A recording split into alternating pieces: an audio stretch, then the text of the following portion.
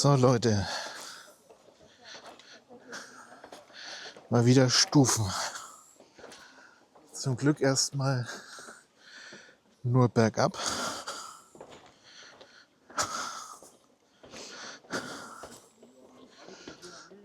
Aber später muss ich das auch alles wieder hoch.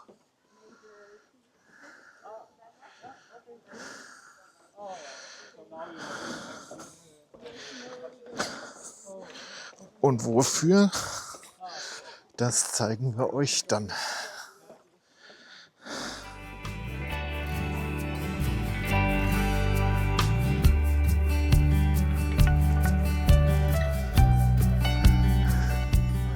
Geschätzt die Hälfte, aber ich befürchte nicht mal ein Drittel. Haben wir geschafft.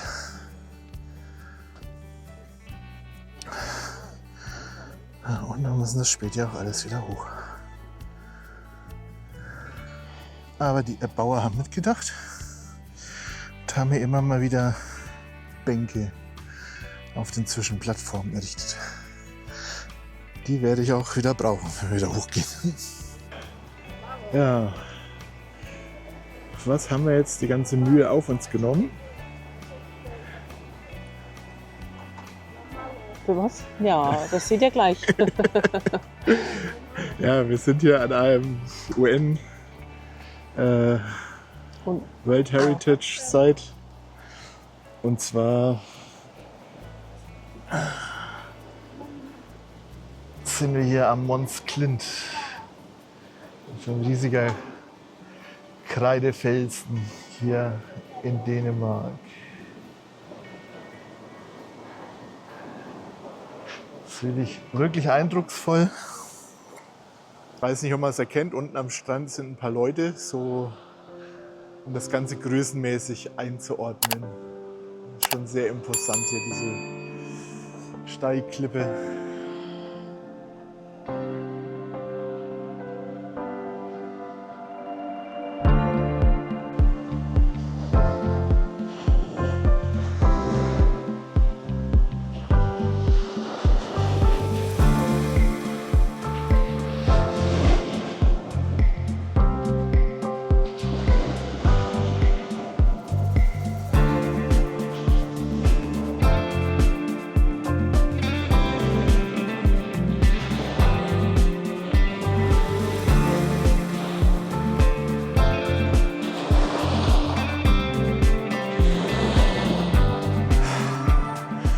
So Leute, was tue ich nicht alles für euch, ey. Jetzt geht's die Treppen wieder rauf. Aber war echt eine tolle Aussicht da unten, habt ihr gerade gesehen. Schon ein tolles Stückchen, Fleckchen Natur hier.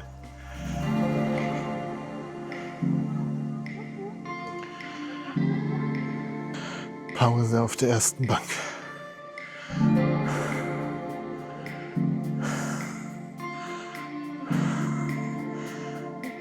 Much later.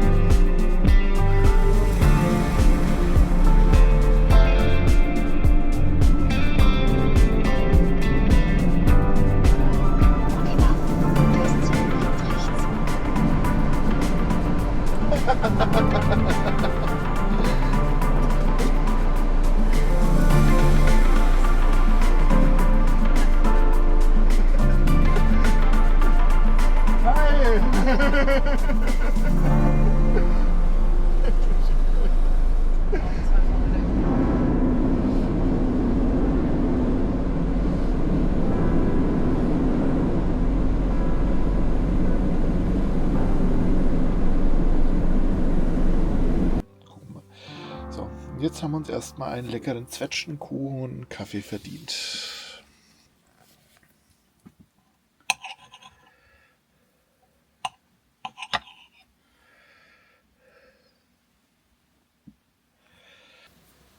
Also, gut, haben wir uns verdient nach dem Ausflug jetzt.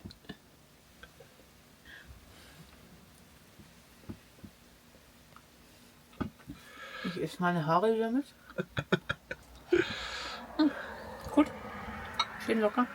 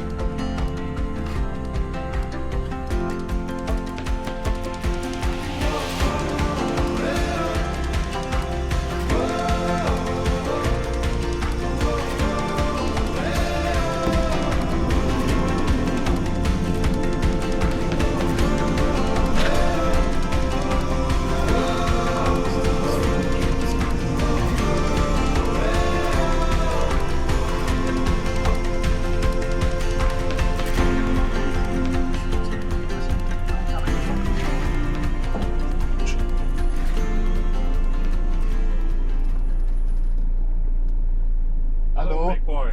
Hi. Hi. You want to stay for a night? 4 nights. You're welcome. Follow me. Okay. Doch noch was dran. Ja, Bescheid.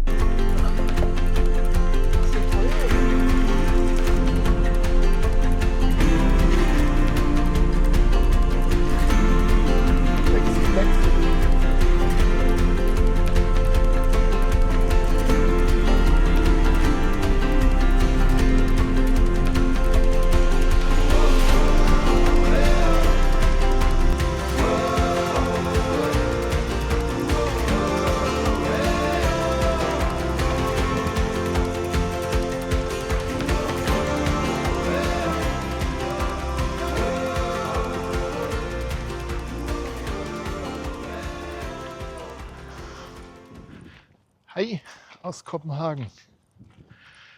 Wir sind gestern hier angekommen, stehen hier in einem Industriegebiet, Urban City Camp, da ist der Stellplatz, ist nicht billig, aber dafür sehr nah am Zentrum hier dran und bewacht, das passt. Da uns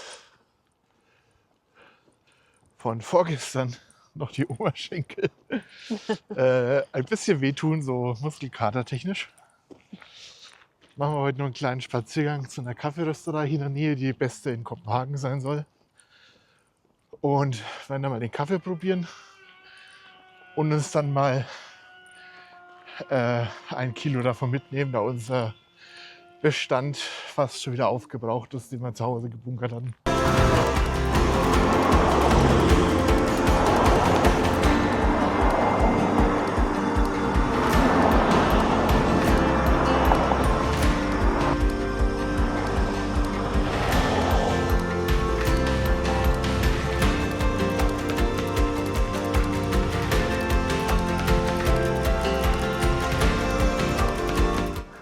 Ja, nicht was denn? Habt ihr eine Idee?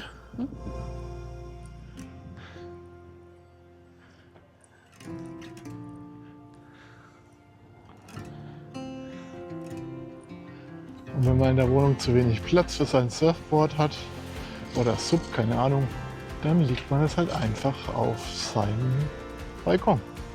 Und statt doofer, bunter, großer Plastiktonnen, die hier rumstehen, gibt es in dem Wohngebiet unterirdische Abfallstationen und die werden dann wohl abgesaugt regelmäßig. Man kann sein Boot hier notfalls direkt vor der Haustür festmachen.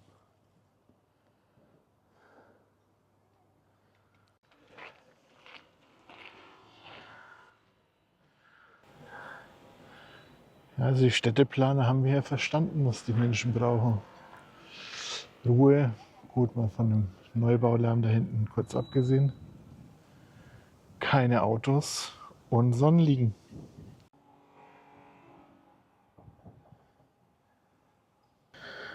Dann probieren wir mal den Kaffee und überlegen uns, ob wir davon 1 Kilo mitnehmen wollen. Wait a minute. Wait a minute.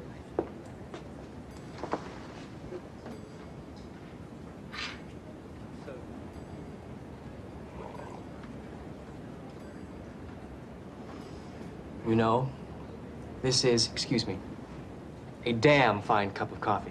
Also wenn ich hier wohnen würde, würde ich hier wahrscheinlich viel zu viel Geld ausgeben. Der Kaffee so verdammt gut ist. Oh. Bin ich froh, dass wir nur 1 Kilo mitnehmen.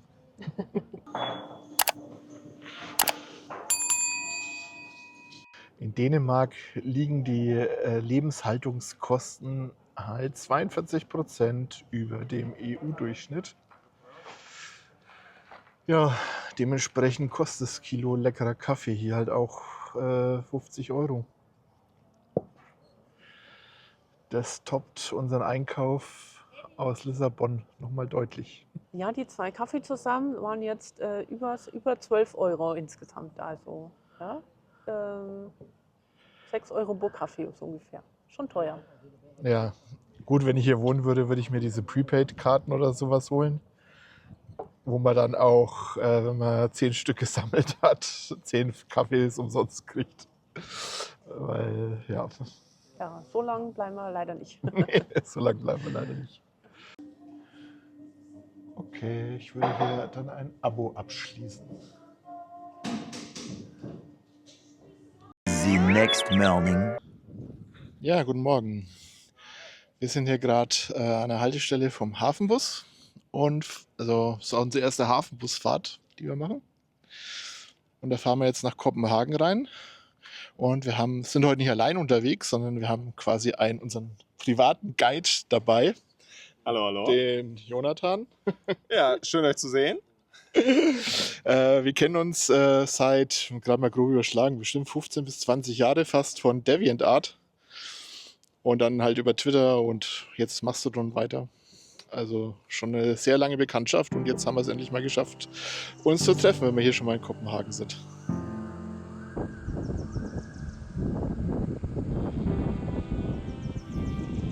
Da kommt, glaube ich, unser Hafenbus.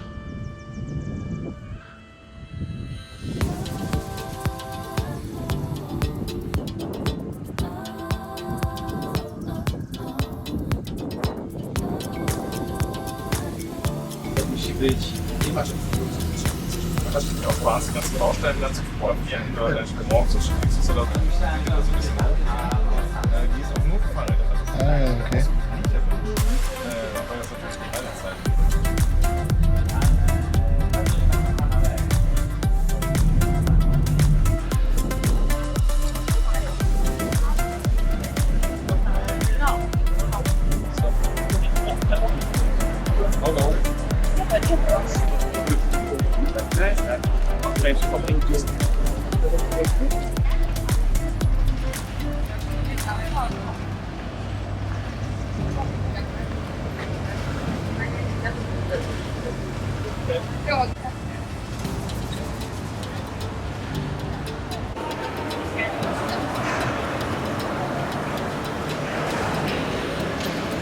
Hallo. Dieser Tage ist hier das Triathlon in Kopenhagen. Gestern Tote Hosen Konzert. Ed Sheeran ist auch noch in der Stadt gewesen. Und irgendein Techno-Festival ist auch noch. Ja, und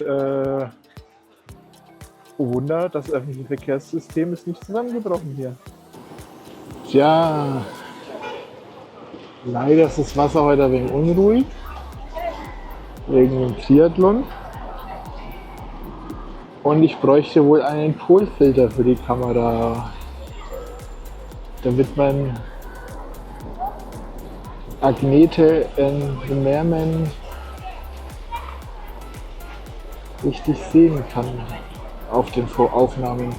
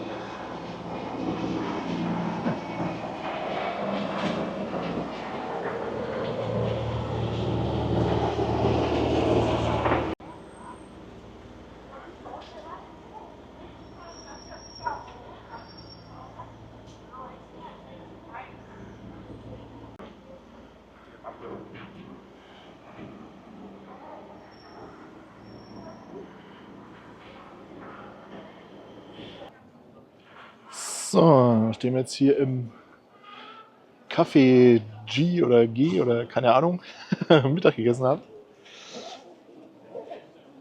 werden wir uns noch den Laden hier hinter uns auschecken. Pharao Cigarra Merchandise. Durch Zufall hier an einem Nerdshop vorbeigekommen. Tja, Jonathan hat mir gerade noch erzählt, die Kette hat hier mehrere Läden in der Stadt und schön getrennt nach Merchandise. Dann gibt es einen für Animes und Mangas und einen für Rollenspielzeug wie D&D oder Warcraft.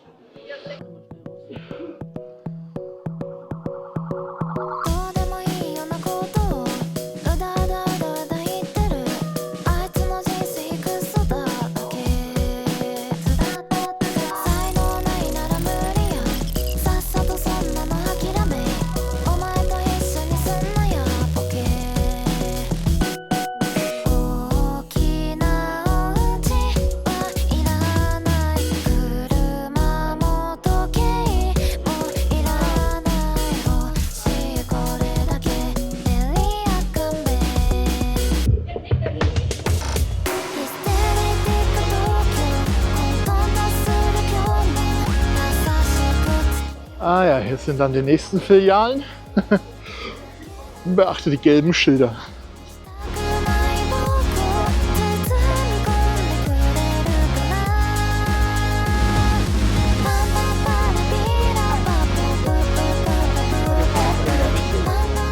Und hier ist dann der Warhammer-Ableger. Und auf der anderen Seite gibt es dann den Halloween- und Cosplay-Bedarf. Und in dieser Filiale gibt es dann Boardgames, also Brettspiele en masse. Sag ich nochmal? Ja, In der Skinnergade. das ist voll die Nordstraße. Hier ist nämlich auch noch ein Warhammer-Laden. Ein- und ausgeladen. Da können wir da runtergehen und dann.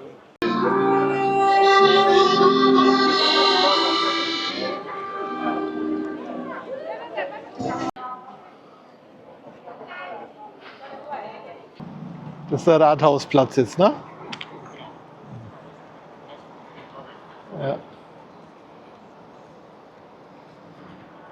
Ja, und hier hat uns Jonathan noch einen schönen Ausblick über den Rathausplatz gezeigt.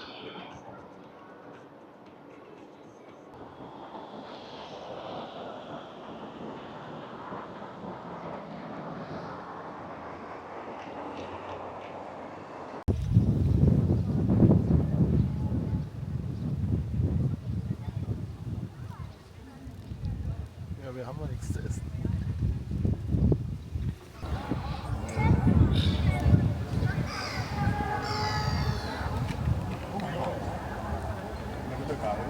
Die fressen auch alles. Die machen auch die Mülleimer auf. Und kriechen da so ein bisschen rein und reißen dann die Pizzapackungen da raus und so. Also wenn es aussieht, als hätte einer so einen Mülleimer geplündert, dann war es wahrscheinlich eine Möwe.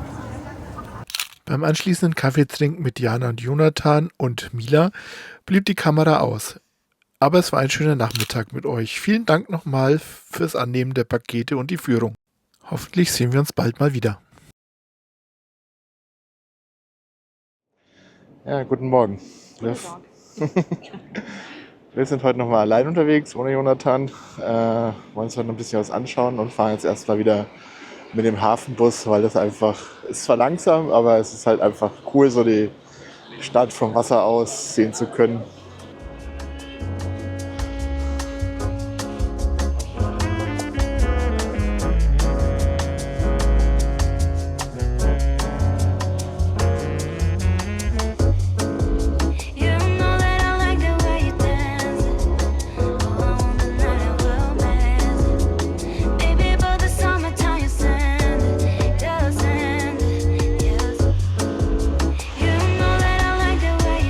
Gebäude da hinten, hat uns Jonathan erzählt, sind zwar ehemalige Silos.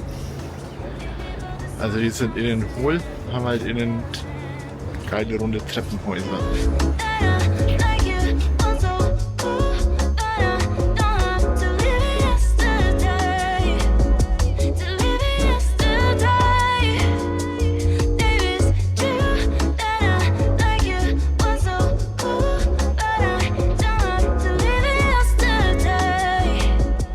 keine offizielle Badestelle hier am Kanal.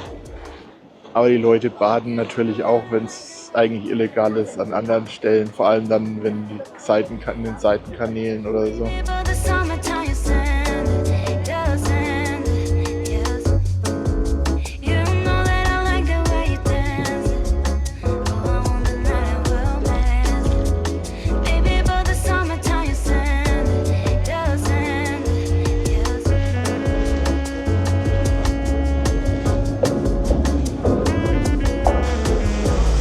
Ein paar Kormorane, die Gefieder trocknen.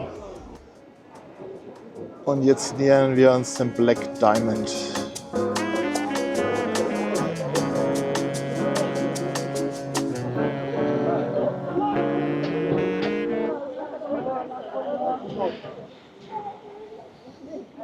Die Form erinnert mich ja an was anderes. Das blende ich dann mal ein hier.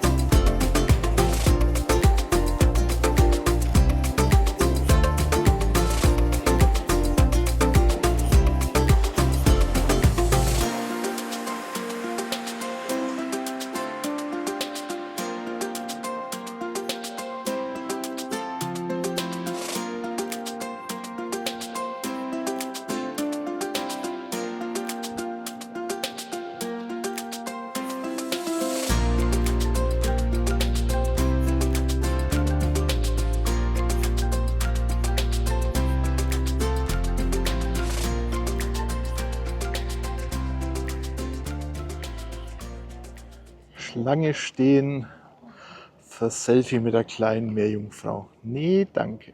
Da schauen wir uns das Kleinod lieber von hier aus an und machen vielleicht von oben noch ein Foto. So, ein bisschen näher sind wir da doch noch rangegangen, das Spektakel anzugucken.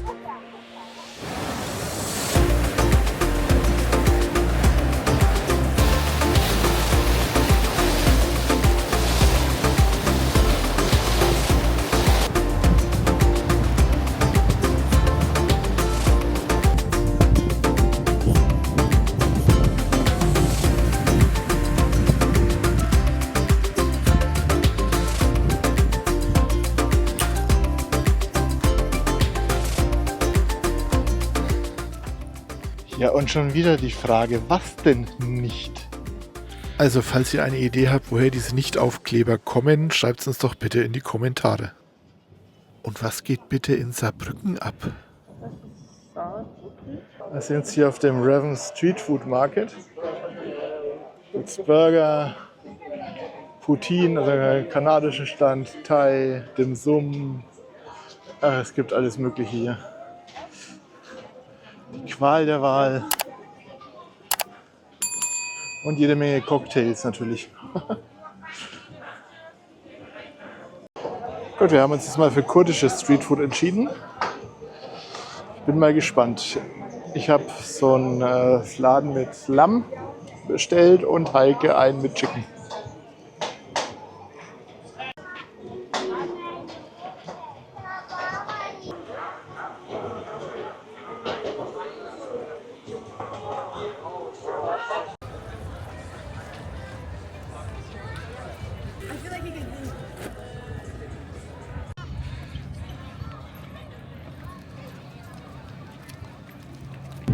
Und auf der anderen Seite kann man Bungee springen, aber Heike will leider nicht.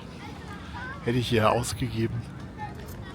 Ja, wir sind gerade wieder im Hafenbus auf dem Rückweg vom Reven Street Food Market. War sehr lecker. Oh, wie ist unser Fazit zu Kopenhagen? Also mein persönliches Fazit zu Kopenhagen ist, die Stadt hat mir sehr gefallen. Mir gefällt vor allem der Hafen, der sich hier durch die Stadt zieht. Und wir haben natürlich viel Hafenbusse genommen. Das war auch sehr schön. Das war so eine Mini-Sightseeing-Tour. Also Kopenhagen gefällt mir sehr gut. Ja, vor allem, da kauft man sich den Citypass für 13 € und kann hier einmal den ganzen Kanal durch Kopenhagen hindurch mit dem Hafenbus schippern und sich alles anschauen oder halt auch an diversen Stellen aussteigen, in die Innenstadt gehen und dann wieder in den Hafenbus springen und weiterfahren. Sehr viele Boote. Ja, ansonsten ja, Kopenhagen gefällt mir auch sehr gut. Leider zu teuer, um hier zu leben, wenn man wenn man nicht hier Vollzeit arbeiten möchte. Ja, städteplanerisch könnten sich da unsere deutschen Politiker gern was abschauen. Ja, Also vor gute allem- Fahrradinfrastruktur Ja. überhaupt, sehr lebenswert gestaltete Viertel, Wohnviertel, eben mit den Kanälen, Bademöglichkeiten etc. Viel Grün. Ja, Ja. genau. Die Fahrradstraßen sind mir auch sehr aufgefallen. Also sehr gut ausgebaut für Fahrräder. Ja.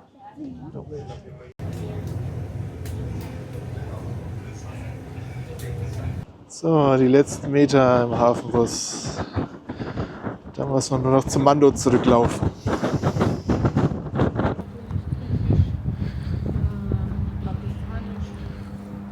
Zurück bei Mando erlebten wir dann eine böse Überraschung. Der Fleck war, als wir aufgebrochen sind, noch nicht da. Aber mehr dazu im nächsten Vlog.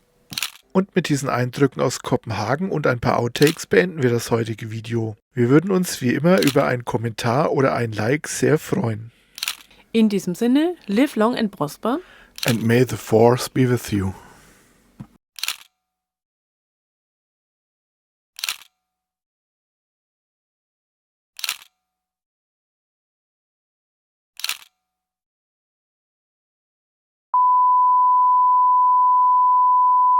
Ja, Dänemark liegt halt. Dänemark liegen die. Gibt es dann den Halloween und. Ja, also das ist echt. Das Kindergrade. Ist richtig ausgesprochen, das Kindergrade? Skinnergade. Wie? Skinnergade. Warte mal.